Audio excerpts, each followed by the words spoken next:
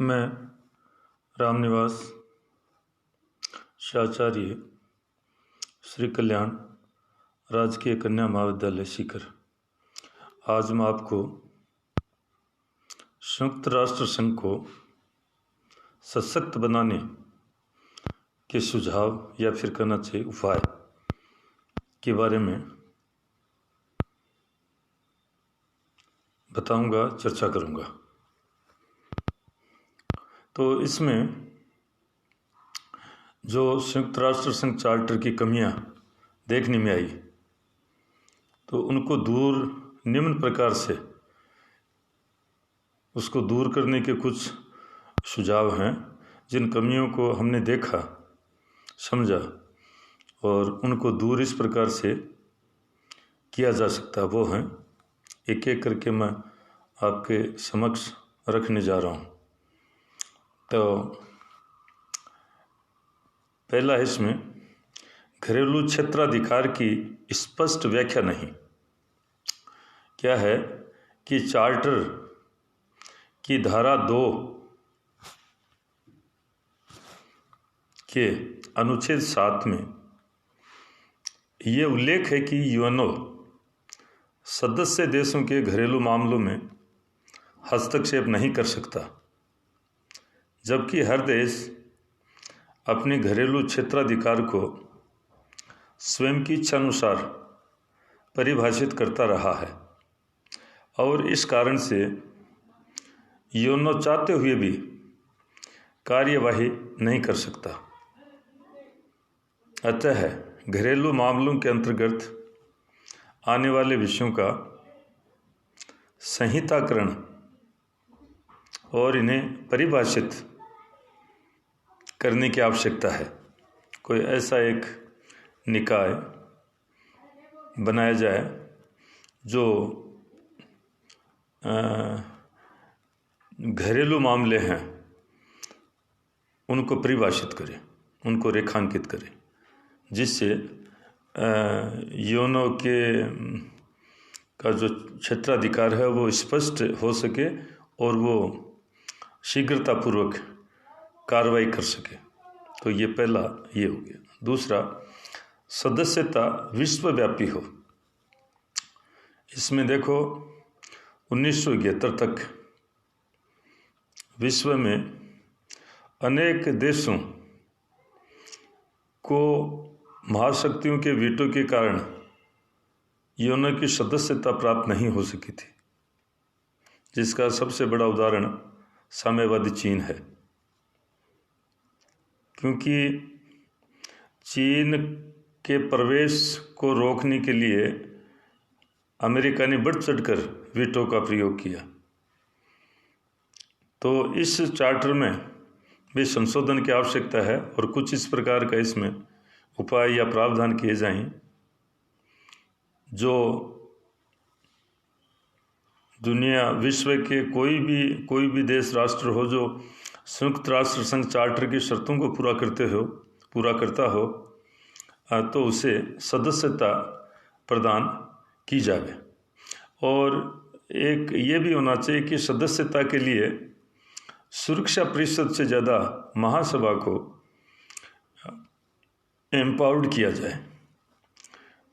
तो ये इसकी सदस्यता है वो विश्वव्यापी हो जाएगी। तीसरा, वीटो व्यवस्था में संशोधन। महाशक्तियों ने वीटो के अधिकार का आज तक अक्सर दुरुपयोग किया है। वीटो को समाप्त तो नहीं कर सकते, लेकिन इसके लिए एक आचार संहिता का निर्माण किया जाए कि आचार संहिता में वो स्थिति परिस्थिति नियम हों कि वो परिस्थितियाँ उपस्थित होने पर इसका प्रयोग कर सकते हैं, मनमानी तरीके से नहीं, या इसमें अपना लाभ अपना पर्याय का भाव इसमें नहीं आना चाहिए, निष्पक्ष होकर।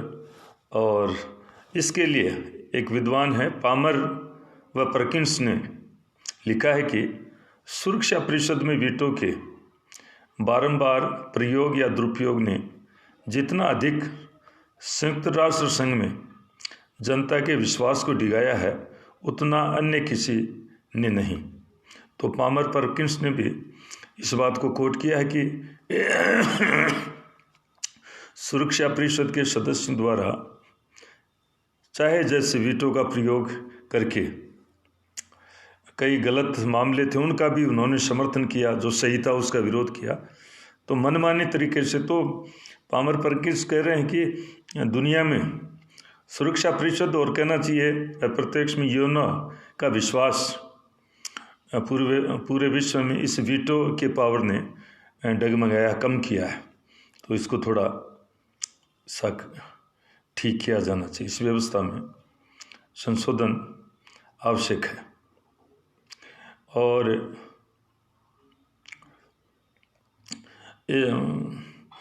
सुझाव भी दिए हैं इसको कि स्थायी सदस्यों की संख्या में वृद्धि की जाए। जो स्थायी सदस्य 5 हैं तो इसमें और भी जैसे भारत, जापान ऐसे देशों को और भी इसमें लिया जाना चाहिए जिससे ये संतुलित रहे। और सुरक्षा परिषद के निर्णय बहुमत के आधार पर लिए जाएं। यदि सुरक्षा परिषद वीटो के कारण अपना समुचित कार्य करने में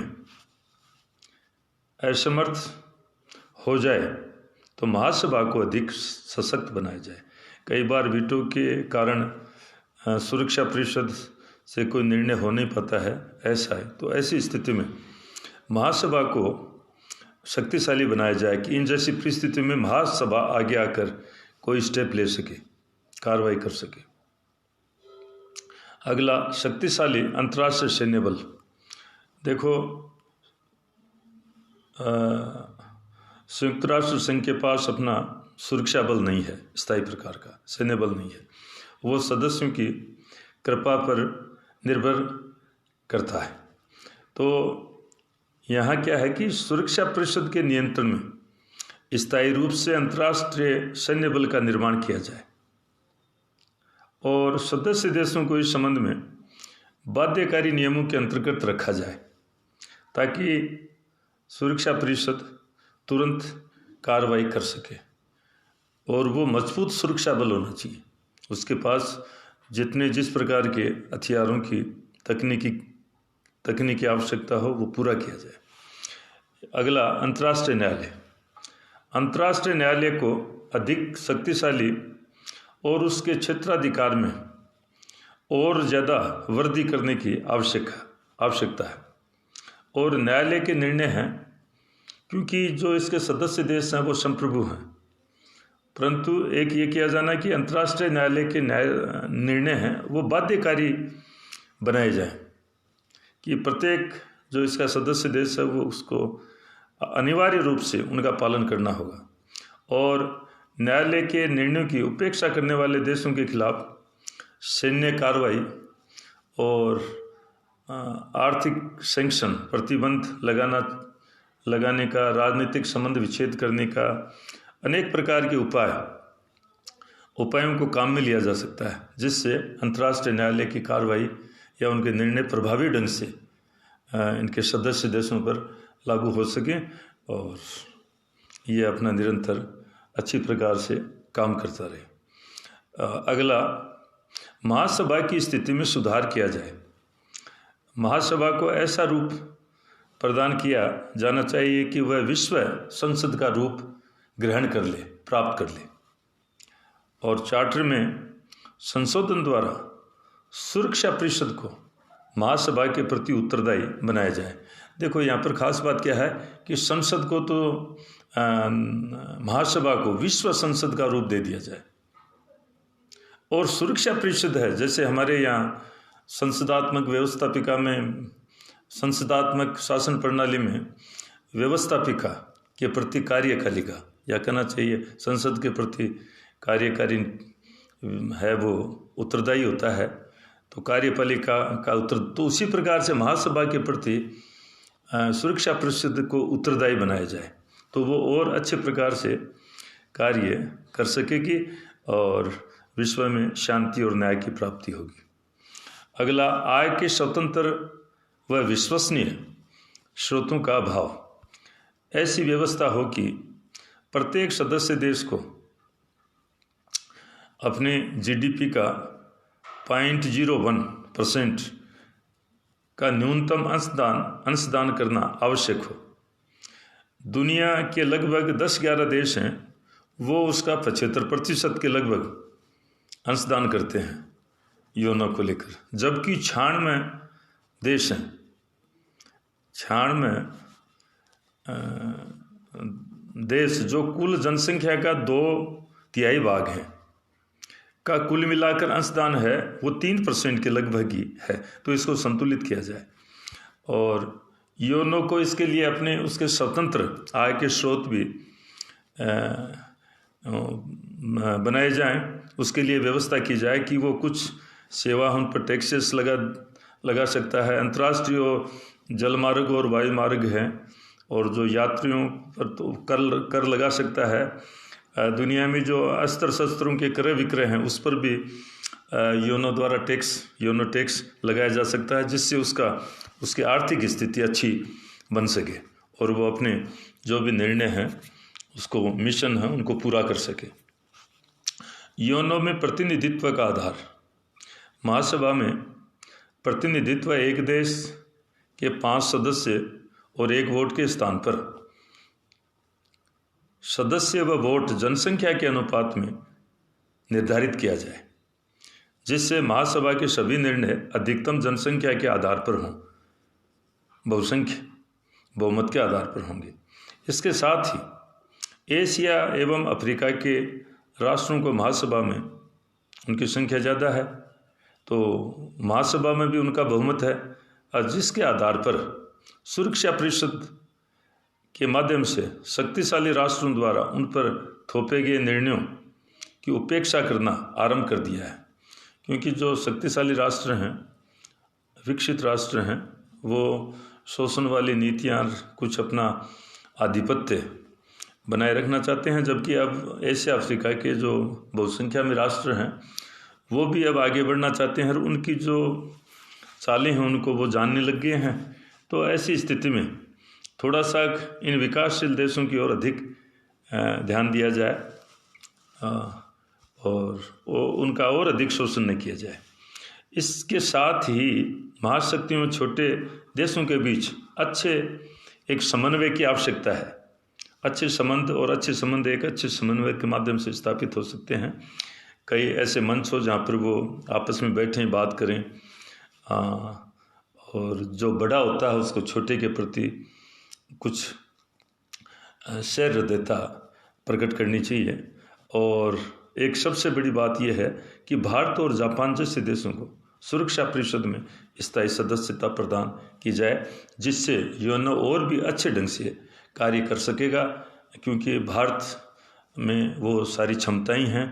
ये गांधी जी का देश है और अहिंसा, शांति, प्रेम यहाँ इस देश के मूल आधार हैं, जिस पर ये हजारों साल से खड़ा है और चल रहा है।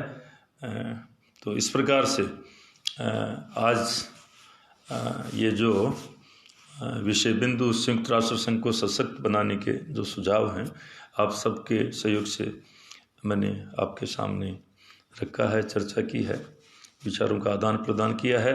आपका बहुत इसमें सहयोग रहा, क्योंकि आपने सावधानी ध्यानपूर्वक सुना समझा। और इसके साथ ही मैं मेरी वाणी को यहाँ विश्राम देना चाहूँगा और आप सबको इसके लिए बहुत बहुत धन्यवाद।